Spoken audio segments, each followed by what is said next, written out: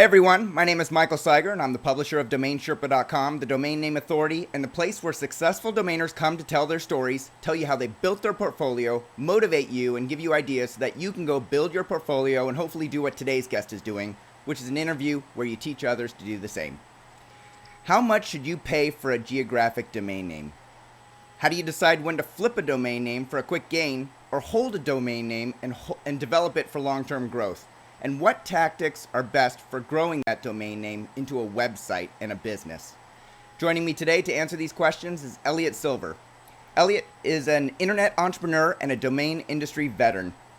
But most people know him as the publisher of the wildly popular blog, Elliot's Blog. In this interview, we'll find out how he built his businesses, top-notch domains, and silver internet ventures. So welcome, Elliot, and thanks for doing the interview.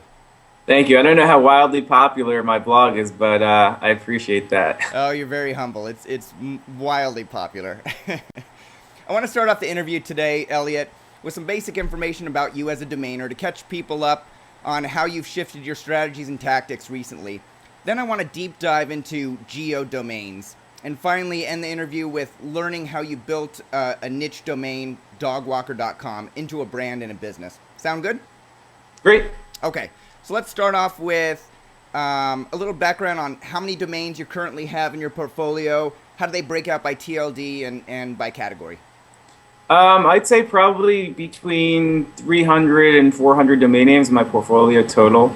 I would say 90 some odd percent is .com. I really only buy investment grade .com names. In the past, I bought some .org and .net names for basically for development purposes. For example, I think I owned lowellrestaurants.net or .org or something to build mini sites to direct traffic to the main site. But for the most part, my portfolio consists of all .com names. I've got some .co speculative names. I think about 10 or 12, and I probably have a handful of .nets and .orgs, maybe one or two or three others, maybe a couple .us. That's about it. Gotcha. So when you say investment grade domain names, how do you classify or how do you define an investment grade? Well, basically I look at it in a couple ways. If I'm planning on developing a domain name, generally I'll buy a name that was registered in the past. It takes a lot of time and effort and money to develop a domain name. And if for whatever reason my project fails, I think that the money that you spend and the time that you spend on a new name likely wouldn't be worth, you couldn't really do much with that domain name probably in most cases. But there's burn down value to older names, to older investment grade domain names. So for instance, if dogwalker.com failed, I could flip it to another domain buyer who would either pay what I paid or hopefully pay more for that.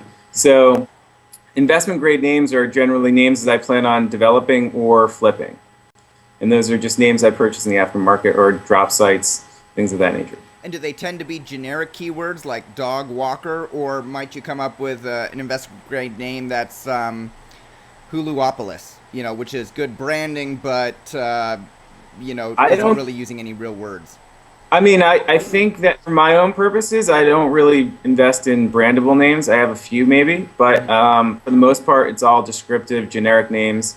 I'm not looking to, I think brandable names are great. They can be sold for a lot of money. I know a number of people who have a whole lot of them, but the problem with those is it's almost like a crapshoot, like a lottery ticket. You hope that somebody's going to come up with an idea that needs your domain name, and it's not just a passing idea or a fleeting thought. It's an actual idea for a business, and they can afford to spend the money on that domain name. And that's a big payday potentially, but basically all these things have to align correctly to do that. With my business, I'd rather just buy descriptive domain names that are generic in nature, like dogwalker.com, doggroomers.com, for example. And that's really what I invest in. And those aren't crapshoots because with really high probability that you can turn those around to another domain investor if you had to? Exactly. And the other thing is, I mean, I haven't had the perfect record or anything like that. There have been a few names that I've bought in the aftermarket that I've lost money on. But generally speaking, when I buy a domain name, I know I'm buying it at fair value or hopefully under fair value. And at the very worst, if I need to flip it tomorrow, if God forbid there's an emergency that I need cash, I know I'm not going to lose my shirt on it. So I know at the very least, dogwalker.com, within like 2 weeks after I bought it, I had received a few emails from people inquiring about it. So I knew that there was interest. I paid a fair amount of money for the domain name, subject to an NDA like most of my sales and purchases, but I knew that I could sell the domain name for at least what I paid for, and most of the time that's the case. Most of the time, even if I'm a little bit concerned, I generally know that I can at least liquidate it for a little bit of a loss if necessary. But the goal obviously is not to do that. Okay. So one of your companies that I mentioned is called Top Notch Domains. It owns a portfolio of descriptive domain names and websites, including Torah.com, which is like the Bible, the first 5 books. Doggroomers.com, Dogwalker.com, Newburyport.com. And then in 2008, you launched Silver Internet Ventures with web properties that include Burbank.com, a very popular city in California, Lowell.com, which we'll talk about a little bit, Dreidel.com, my favorite little game during the holidays, and Tropical Birds. Why 2 companies? Why break it out into 2 LLCs? Well, I think what the impetus for this really was when I was in the process of buying Burbank.com. I think actually I bought Burbank.com first and then started the new company. But in any case, timeline aside, the real thing that I was thinking at the time was I don't want to go into to try to sell advertising to a company in Burbank and have them send a check to Top Notch Domains, because there was more to my company than just domain names at that point. And the same with Lowell.com as well. I just didn't want to. I didn't feel comfortable walking in with a Top Notch Domains business card. That was really like what got the thought in my head. And then the more I talked about it with friends and attorney, it became clear that I should start a separate company because these are going to be developed domain names. I treat them differently for tax purposes, the developed assets, and it's also just shifting the liability from one company to another, because there's different type of liability when you're buying and selling names and developing names. So for that purpose as well, I started the Silver Internet Ventures LLC. So you're saying if you happen to get sued by, say, an advertiser of Burbank.com or a partner or something like that, that doesn't that might affect your assets in Silver Internet Ventures, but it doesn't affect anything in Top Notch Domains because it's a separate legal entity. I would hope. I mean, I guess I can say I absolutely hope so. I'm not a lawyer, so I can't speculate. But I'll tell you, I've used 2 different banks. I don't even keep the invoices in the same drawers. They're completely separate entities. So it's kind of a pain in the neck when you think about it, but it's really just to protect the different assets. Hopefully that's never an issue, but it's Sure. in reality it's something that I've considered and talked to a lawyer about, and it's the nature of this business, I guess. Definitely. Okay, so of the domains that I mentioned, half of them appear to be geography domain names. Do you prefer geo over keyword domain names, or was that just a sampling of the domain names that you happen to put up representative of those companies? Well, that's just a sampling of the names that I intend to develop or have developed. Oftentimes, I find it's easier to flip a descriptive domain name that I really don't have an interest in developing. I learned with the tropicalbirds.com development project, which took a while. It was my first ever development, and I have no technical background, so it was really learning on the go.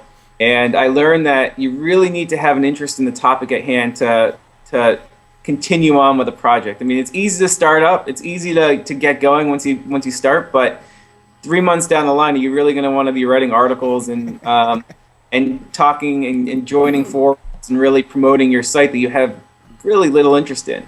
So that's where I was with tropicalbirds.com. But I love the geo domain names. I think they're fantastic because by default, people are really accustomed and familiar with the geo domain name. So I could go to Burbank tomorrow and ask about Burbank.com, and likely half the people on the street that I ask about will say they've heard of it or been there. Whether they have or not, it's just got the name. So it's already built a brand. The geodomain names, city.com names specifically, have a brand basically. And that's what really draws me to the city.com names. Learning from David and Michael Costello, Fred Mercado, Skip Hoagland, Jessica Bookstaff, all those people. There are a ton of top-notch developers out there and companies that have done quite well with geodomain names. So that's what really inspired me to develop Lowell.com and then Burbank.com and Newburyport.com. Great. And how does your, I know you don't want to we had a pre-interview, you don't want to get into the details of finances, which, I completely understand and appreciate. But in general terms, how does your revenue break out percentage-wise between publishing on Elliot's blog, domain projects such as Burbank.com or Dogwalker.com, and that you've developed websites for, and then your domain name sales? How do the three sort of fill your landscape? Well, in general, before I started developing, obviously 100% of my income came from domain sales. Then I started shifting my budget, or my P&L or whatever, to really focus more on development. I figured at the time I was thinking, if domain sales start falling down, or if I stop enjoying the sales aspect, I have no other revenue streams. So I started thinking about development, and I also around the same time I started accepting advertising on my blog. Essentially, I was dedicating a lot of time to my blog, and it just can't justify spending hours a week writing without any kind of financial reward. It just doesn't make any sense. I'm not wealthy enough to say no to advertising. I'm not wealthy enough to spend 40 hours a week writing and researching, commenting, just talking back and forth with people who comment, and not generate any revenue. So to answer your question, I don't really know the exact numbers at all. I could look at them, but I think it's probably, I'm aiming to hit 50% domain sales and 50% revenue from my different sites. Okay. I don't think I'm going to end up hitting that this year. It'll probably be more like 60-40 in terms of domain sales to revenue from my blog and from other websites like dogwalker.com. But the goal is to get it to be about 50-50, because this past month, I've mentioned on my blog, this March was a difficult month in terms of domain sales. January was great, February was okay, March was just really bad for me. So that being said, it was nice that dogwalker.com had a whole bunch of recurring billing and new advertisers. My blog has the advertising, so it's nice to offset still months, because that's the thing with the domain investment industry. If you're doing it full time, is it's kind of a roller coaster. One month you could have a great sale, one month you could have no sales. Yeah. So having the recurring revenue from your websites is important. So let me ask you this. So you told us that you make about 60% of your revenue from the publishing side and the projects, dogwalker.com, Elliot's blog, and then you make 40% on, I'm sorry, the other way around, 60% from domain sales and 40% from publishing and website projects. It's hard to predict though, because we're in March right now. Well, we're in April right now, so the year hasn't really taken shape yet. So this is just a rough estimate based on rough estimate, for the readers. And then in terms of the time that you're spending working on each of those, do you feel like it matches? You spend 60% of your time on domain name sales, buying aftermarket sales, hunting down people to make offers, hunting down people to try and make sales, and then 40% on writing and doing invoicing and things like that?